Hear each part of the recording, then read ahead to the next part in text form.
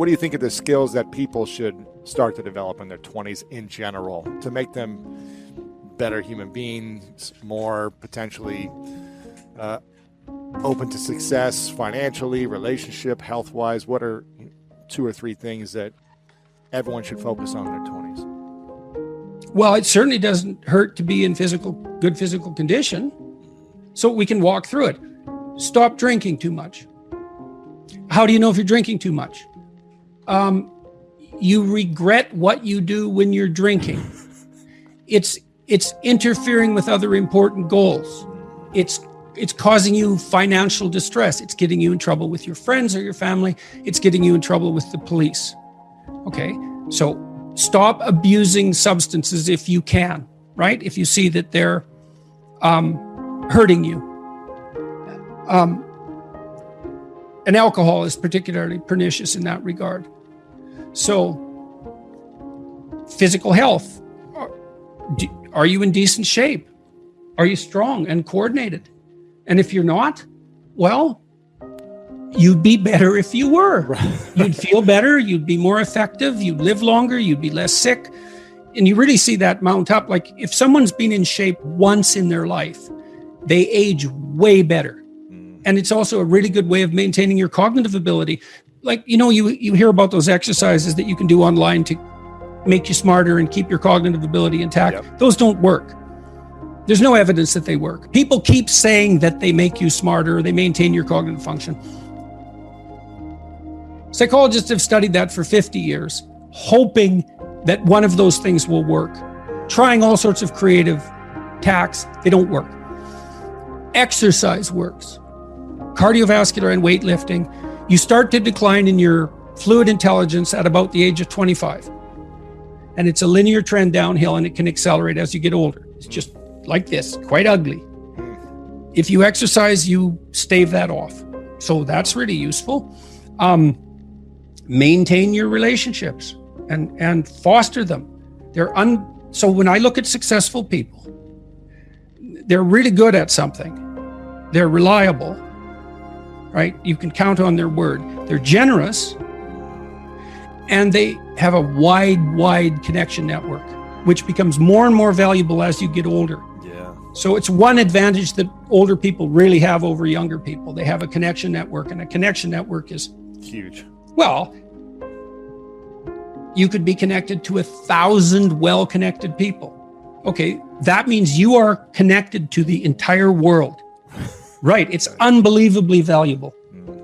And that's one of the things that's so absolutely remarkable about the situation that I'm in right now. As far as one of the great benefits is I can contact pretty much anybody and they'll talk to me. It's like, really?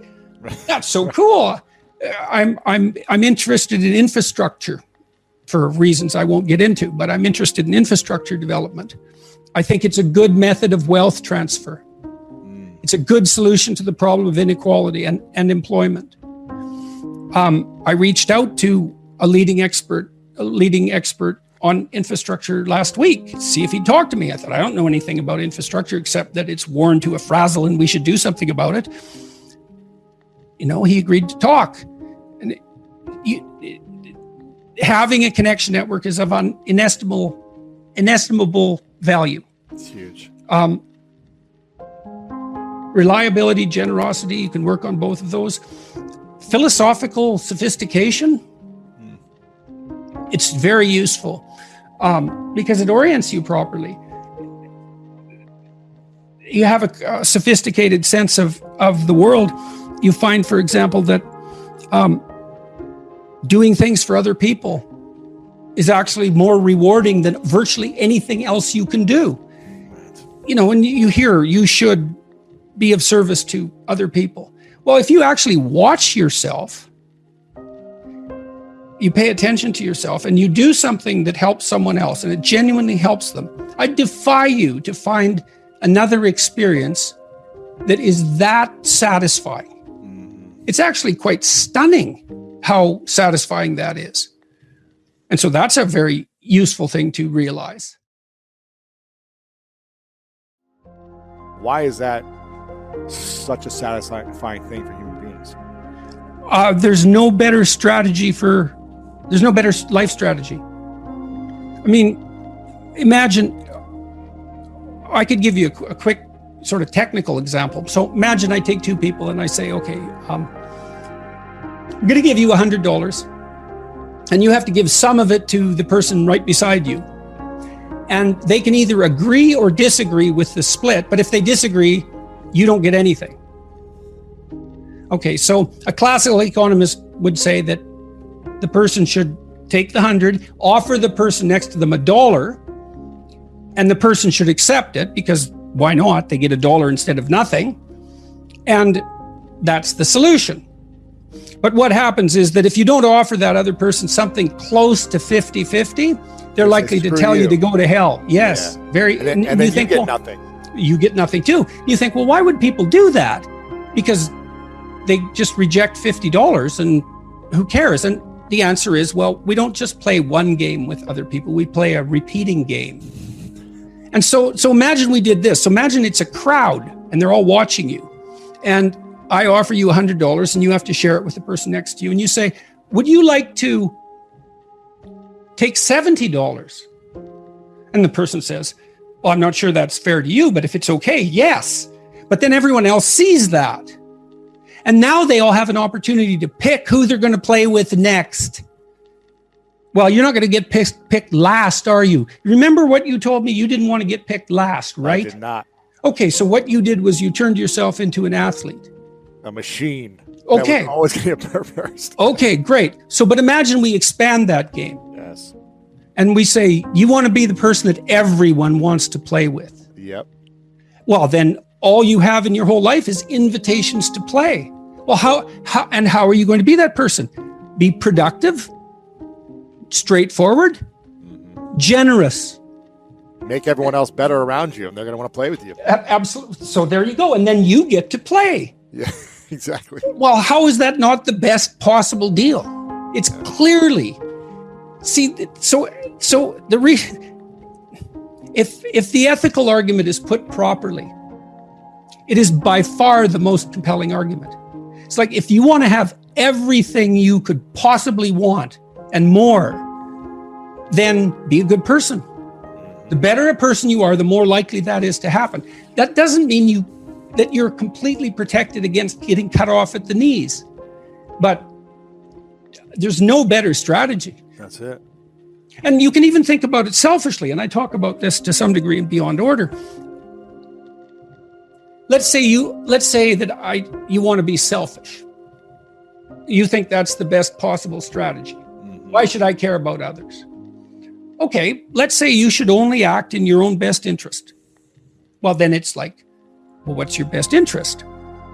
Well, what does interest mean and what does you mean? What's in your best interest? Your best interest. 3 mysteries.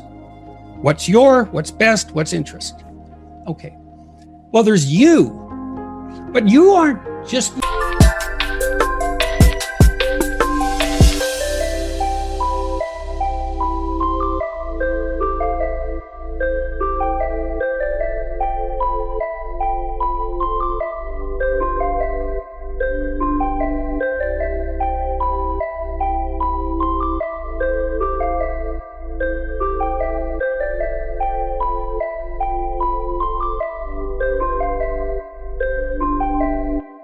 you right now. You're you, and you tomorrow, and you next week, and you next month, and you in 5 years, and you in 10 years, and you when you're a pensioner. You're a community of selves stretched across time. And so if you were enlightened and selfish, you would act in a manner that would benefit that entire community across time. And I don't think that's any different than acting on the best possible part for other people. I think they're the same problem. So I think as soon as human beings discovered the future, we were no longer singular individuals. We're instantly each a community. And then the community ethic prevails. And the community ethic is, I want to win in a way that makes you win. That's the best possible victory. Jocko was telling me when we talked this week, he's this tough character, man. You know, and he could have, and I'm not telling tales out of school here, he could have been a criminal, no problem.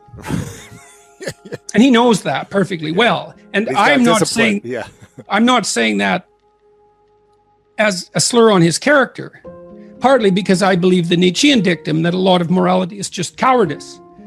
Whatever he might be, he's not a coward. Right. And so, and just because you obey the laws doesn't mean you're moral. It just might mean you're afraid. In any case, so the question is, well, what socialized this brute? Well, he was taught in the Navy SEALs.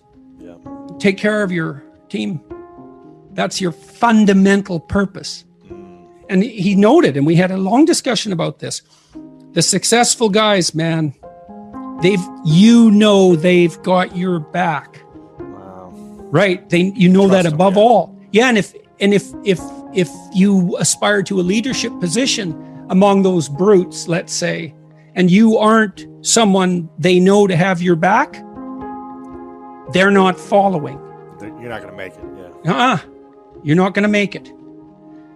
And so this is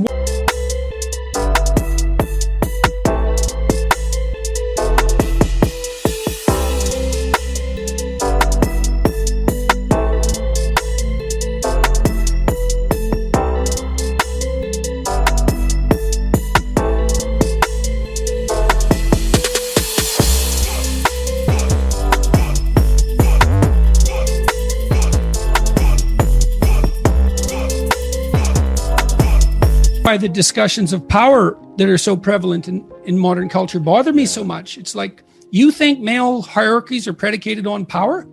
You really think that? They are when they've gone rotten. But when they're not rotten, that's not what they're predicated on at all. The capacity to exercise power, that's really important. You need that. It has to be part of you for you to be admirable. It's like you could be a badass son of a bitch. Yes, I see that. And that way I'm somewhat intimidated by you.